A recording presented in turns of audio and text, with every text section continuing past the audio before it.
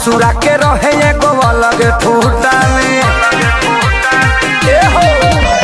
सास ससुर हतालो जाई के बखानी, भसुरा के रहे एगो अलग फूटानी। के करा से भी पता कही करम कलछुल से दागल बा, के करा से भी पता कही करम कलछुल से दागल बा। हतार दारू पिए में पागल बा, देवर चोली रंगे में लागल बा। हतार दारू पिए में पागल बा, देवर चोली रंगे में लागल बा। देवर चोली रंगे में लागल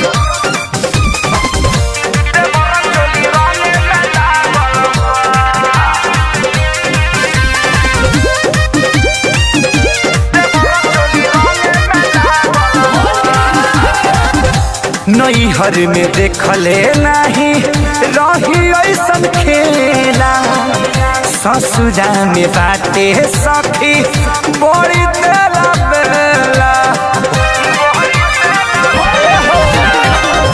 नैहर में देखले नहीं रही ऐसन खेला, ससुरा में बाटे सखी बड़ी तेला बेला। होली में हमारी जतिया सखी खूटी पटावल बा, होली में हमारी जतिया सखी खूटी पटावल बा।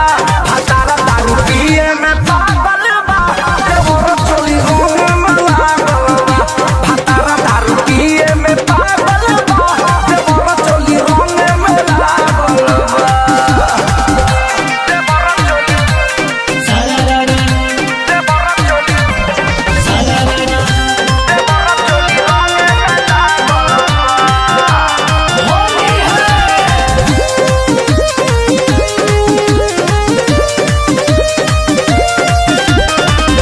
कुछु ना बुझाला सखी हंसी की रोई, बुझे वाला तू खैहा बात नहीं कोई।